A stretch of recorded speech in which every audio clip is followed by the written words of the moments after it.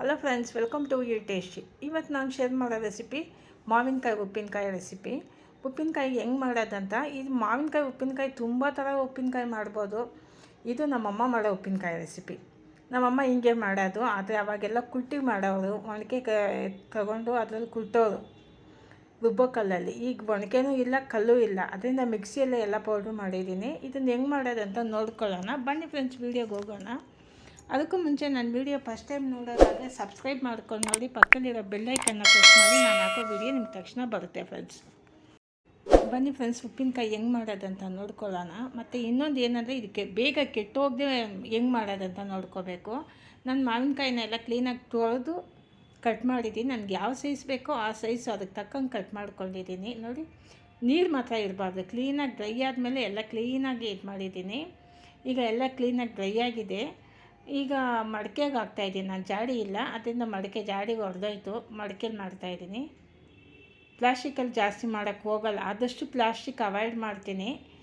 ಮಡಿಕೆಯಲ್ಲೇ ಉಪ್ಪು ಹಾಕಿ ಒಂದು 5-6 ದಿವಸ ಇದನ್ನು ನಾನು ಬಿಸಿಲಲ್ಲಿ ಇಟ್ಬಿಡ್ತೀನಿ. ಮಾಡಿ ಮೇಲೆ ಇಟ್ಬಿಡ್ತೀನಿ. ಮಳೆ ಬಂದರೆ ಮಾತ್ರ ತೆಗಿಯೋದು, ಇಲ್ಲಾಂದರೆ 4-5 ದಿವಸನೂ ಮಾಡಿ ಮೇಲೆ ಇರುತ್ತೆ. ಒಂದು ವಾರನೂ ಇಟ್ಟಿರ್ತೀನಿ ಒಂದೊಂದು ಸತಿ. ಉಪ್ಪಿನಕಾಯಿ ಕೆಟ್ಟೋಗಲ್ಲ ಬೇಗ. 2 kg ಉಪ್ಪಿನಕಾಯಿ. ಇದಕ್ಕೆ ನಾನು ನನ್ನ ಕೈಯಲ್ಲಿ ಒಂದು 2 ಇಡಿ ಅಂದರೆ ಒಂದು 150 ಗ್ರಾಮ್ ಉಪ್ಪು, ಕಲ್ಲುಪ್ಪು ಸೇರಿಸ್ತಾ ಇದ್ದೀನಿ. ಬಿಸಿಲು ಹೆಂಗಿರುತ್ತೋ ಹಂಗೆ ಅದಕ್ಕೆ ತಕ್ಕಂಗೆ ಇಡ್ತೀನಿ. ಬಿಸಿಲು ಕಡಿಮೆ ಇದ್ದರೆ ಒಂದು ವಾರ 10 ದಿವಸ ತನಕ ಇಡ್ತೀನಿ. ಬಿಸಿಲು ಜಾಸ್ತಿ ಇದ್ದರೆ ಒಂದು 4-5 ದಿವಸಕ್ಕೆಲ್ಲ ಒಗ್ಗರಣೆ ಹಾಕಿ ಮತ್ತೆ ಮಾಡಿ ಮೇಲೆ ಇಡ್ತೀನಿ ಅವಾಗವಾಗ. ಇನ್ನೊಂದು ಏನಂದರೆ, ಜಾಸ್ತಿ ಮಾಡಿ ಮೇಲೆ ಇಟ್ಟರೆ ಅದರಲ್ಲಿ ನೀರು ಗೊಜ್ಜು ಬರೋಲ್ಲ ನಮಗೆ. ನಿಮ್ಗೆ ಗೊಜ್ಜು ಬೇಕಾದರೆ ಒಂದು ಸ್ವಲ್ಪ ಹೊತ್ತು ಇಟ್ಟು ತೆಗೀರಿ. ನೀವು ಉಪ್ಪಿನಕಾಯಿನ ಮಾಡಿ ಮೇಲೆ ಇಟ್ಟು ಬಿಸಿಲಲ್ಲಿ ಇಟ್ಟು ತೆಗೆದ್ರೆ ಚೆನ್ನಾಗಿರುತ್ತೆ, ಕೆಟ್ಟೋಗಲ್ಲ. ಫ್ರಿಜ್ಜಲ್ಲೆಲ್ಲ ಇರೋದು ಏನು ಬೇಕಿಲ್ಲ. ನೋಡಿ, ನಾನು 5 ದಿವಸ ಇಟ್ಟೆ, ನೀರೇ ಇಲ್ಲ, ಎಲ್ಲ ಡ್ರೈ ಆಗಿದೆ, ಒಂದು ಸ್ವಲ್ಪ ನೀರಿದೆ. ಈಗ ಇದಕ್ಕೊಂದು ಒಗ್ಗರಣೆ ಕೊಡೋಣ. 1 ಟೇಬಲ್ ಸ್ಪೂನು ಫಸ್ಟು ಮೆಂತ್ಯ ಹುರ್ಕೊಳ್ಳೋಣ. ಒಂದು ಅರ್ಧ ಮೆಂತ್ಯ ಹುರ್ಕೊಂಡ್ಮೇಲೆ ಸಾಸಿವೆ ಒಂದು 50 ಗ್ರಾಮ್ ಸೇರಿಸ್ತೀನಿ. ಇವತ್ತು ಕಪ್ಪು ಸಾಸಿವೆ, ಅದು ದೊಡ್ಡ ಸಾಸಿವೆ ಸೇರಿಸ್ತಾ ಇದ್ದೀನಿ. ಬಿಳಿ ಸಾಸಿವೆನೂ ಸೇರಿಸ್ಕೋಬೋದು, ಹಿಂಗೂ ಮಾಡ್ಕೋಬೋದು. ನಮ್ಮಮ್ಮ ಹಿಂಗೆ ಮಾಡೋರು, ಅದೇ ಟೇಸ್ಟ್ ತುಂಬ ಚೆನ್ನಾಗಿರೋದು. ಹಳೇದು ಆಗ್ತಾ ಟೇಸ್ಟ್ ಅಂತೂ ತುಂಬ ಚೆನ್ನಾಗಿರೋದು. ನೋಡಿ, ಕಪ್ಪು ಸಾಸಿವೆ ಹಾಕ್ತಾಯಿದ್ದೀನಿ, ದೊಡ್ಡ ಸಾಸಿವೆ ಸಿಡಿಲಿ. ಇದು ನೀರು ಚೆನ್ನಾಗಿ ಡ್ರೈ ಆಗುತ್ತೆ, 1 ವರ್ಷ ತನಕ ಇರುತ್ತೆ, ಮತ್ತು ಕಪ್ಪಗಾಗುತ್ತೆ. ಆ ಕಪ್ಪಗಿದ್ರೂ ಉಪ್ಪಿನಕಾಯಿ ಟೇಸ್ಟ್ ಮಾತ್ರ ಅಷ್ಟು ಚೆನ್ನಾಗಿರೋದು. ಎಳ್ಳೆಣ್ಣೆ ಒಗ್ಗರಣೆ. ಈಗ ಸಾಸಿವೆ ಮೆಂತ್ಯ ಎಲ್ಲ ಒಗ್ಗರಣೆ ಇದು ಹುರಿದಿದ್ದಾಯಿತು. ಸ್ಟವ್ ಆಫ್ ಮಾಡಿಬಿಟ್ಟು ಆ ಬಿಸಿಯಲ್ಲೇ ಮೆಣಸಿನ್ಕಾಯಿ ತಗೊಂಡು ಇಟ್ಟಿದ್ದೀನಿ. ಇದಕ್ಕೆ ಎಷ್ಟು ಬೇಕೋ ಅಷ್ಟು ಆ ಮೆಣಸಿನ್ಕಾಯನ್ನು ಹಾಕಿ ಸುಮ್ಮನೆ ಬಿಸಿ ಮಾಡ್ಕೊಳ್ಳೋಣ. ಸ್ಟವ್ ಏನು ಅಂಟಿಸೋದು ಬೇಡ.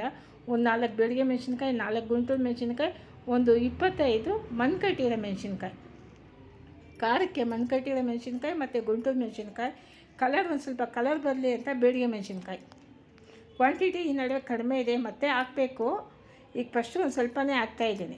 ಈಗ ಒಗ್ಗರಣೆಗೆ ಒಂದು 200 ಗ್ರಾಮ್ ಎಣ್ಣೆ ಸೇರಿಸಿದ್ದೀನಿ. ಎಳ್ಳೆಣ್ಣೆ, ರಿಫೈಂಡ್ ಆಯಿಲೆಲ್ಲ ಎಳ್ಳೆಣ್ಣೆ ಸೇರಿಸಿದ್ದೀನಿ. ನೋಡಿ, ಒಂದು ಅರ್ಧ ಜಾರು, ಚಿಕ್ಕ ಜಾರಲ್ಲಿ ಅರ್ಧ ಜಾರು ಅಂದರೆ 1 ಕಪ್ಪು ಬೆಳ್ಳುಳ್ಳಿ ರುಬ್ಬಕ್ಕೆ ಇಟ್ಟಿದ್ದೀನಿ. ಅದನ್ನು ಈಗ ಒಗ್ಗರಣೆ. ಸಾಸಿವೆ ಸಿಡಿಲಿ. ಸಾಸಿವೆ ಎಲ್ಲ ಸಿಡಿದಿದ್ದಾಯಿತು.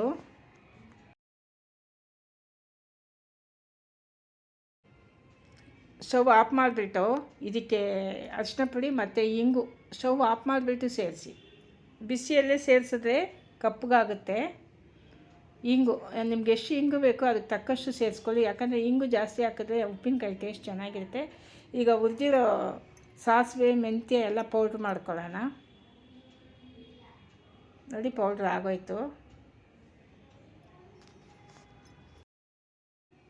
ಮತ್ತು ಇನ್ನೊಂದು ಏನಂದರೆ, ಬಿಸಿ ಎಣ್ಣೆಲಿ ಮಾತ್ರ ನೀವು ಖಾರದ ಪುಡಿ ಎಲ್ಲ ಹಾಕ್ಬೇಡಿ. ನಾನು ಏನು ಹೇಳೋದು ಆವಾಗಲೇ, ಸ್ಟವ್ ಆಫ್ ಮಾಡಿಬಿಟ್ಟು ಅರಿಶಿನ ಪುಡಿ ಇಂಗು ಹಾಕಿದ್ನಲ್ಲ, ಅದೇ ಥರನೇ ಈಗ ಇನ್ನೊಂದು ಸ್ವಲ್ಪ ಲೇಟ್ ಆದಮೇಲೆ ನೀವು ರುಬ್ಬಿರೋ ಮಸಾಲೆ ಎಲ್ಲ ಅದಕ್ಕೆ ಸೇರಿಸ್ಕೊಳ್ಳಿ. ಬಿಸಿಯಲ್ಲಿ ಹಾಕೋಕ್ಕೆ ಹೋಗಬೇಡಿ, ಕಪ್ಪಗಾಗಿಬಿಡುತ್ತೆ. ನಾನು ಒಂದು 10 ನಿಮಿಷ ಬಿಟ್ಟೆ ಅದನ್ನು ಪೌಡ್ರ್ ಮಾಡಿ ಎಲ್ಲ ಸೇರಿಸ್ತಾಯಿದ್ದೀನಿ. ಈಗ ಬೆಳ್ಳುಳ್ಳಿ ಇದು ಅರ್ಧ ನೈಸಾಗಿ ಮಾಡಿಲ್ಲ, ಅರ್ಧ. ನಿಮ್ಗೆ ಬೆಳ್ಳುಳ್ಳಿ ವಾಸನೆ ಇಷ್ಟ ಇಲ್ಲ ಅಂದರೆ ನೀವು ಹಾಕೋಕ್ಕೆ ಹೋಗಬೇಡಿ. ಬೆಳ್ಳುಳ್ಳಿ ಹಾಕಿದ್ರೆ ಟೇಸ್ಟ್ ತುಂಬ ಚೆನ್ನಾಗಿರುತ್ತೆ, ಮತ್ತು ಒಂಥರ ಗೊಜ್ಜು ಥರ ಬರುತ್ತೆ. ನಾವು ಅಣ್ಣನೂ ಕಲಿಸ್ಕೊಂಡು ತಿನ್ಬೋದು, ಅದರಲ್ಲಿ ಚೆನ್ನಾಗಿರುತ್ತೆ.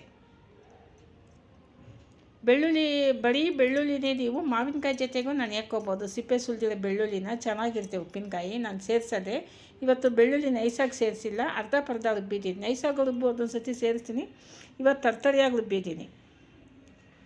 ನೋಡಿ ಬಿಸಿ ಏನೂ ಇಲ್ಲ. ಸ್ಟವ್ ಆಫ್ ಮಾಡಿಬಿಟ್ಟು ಆಮೇಲೆ ಒಂದು 10 ನಿಮಿಷ ಬಿಟ್ಟು ಹಾಕ್ತಾಯಿದ್ದೀನಿ. ಎಲ್ಲ ಒಂದೊಂದೇ ಸೇರಿಸ್ತಾಯಿದ್ದೀನಿ ನೋಡಿ. ಫಸ್ಟು ಮಸಾಲ ಸೇರಿಸ್ಕೊಂಡೆ.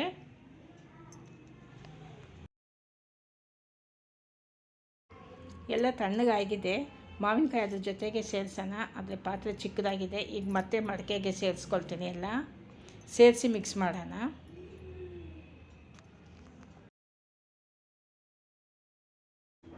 ನೋಡಿ ಉಪ್ಪಿನಕಾಯಿ ಎಲ್ಲ ಕ್ಲೀನಾಗಿ ಮಿಕ್ಸ್ ಮಾಡ್ಕೊಳ್ಳಿ. ರೆಡಿ ಆಯಿತು ಉಪ್ಪಿನಕಾಯಿ.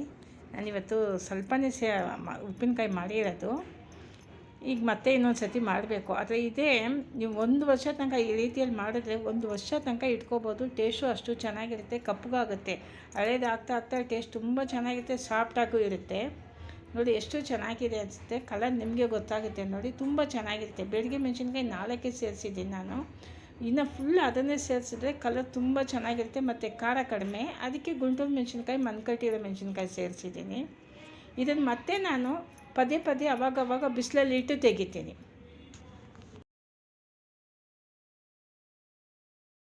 ನಮಗೆ ಬಿಸಿಲು ಜಾಸ್ತಿ ಬರಲ್ಲ. ಏಪ್ರಿಲ್ ಮೇ ಮಧ್ಯಕ್ಕೆ ಮಳೆ ಬಂದುಬಿಡುತ್ತೆ ಬೆಂಗಳೂರಲ್ಲಿ. ಅದರಿಂದ ಆದಷ್ಟು ಬಿಸಿಲು ಯಾವಾಗಿರುತ್ತೋ ಅವಾಗೆಲ್ಲ ಇಟ್ಟು ತೆಗೆಯೋದೆ ಜಾಸ್ತಿ ಹಾಕೋದು. ನಾನು ಈ ನಡುವೆ ಕಡಿಮೆ ತೋರಿಸ್ತಾ ಇದ್ದೀನಿ ನಾನು ವೀಡಿಯೋಗಂತ.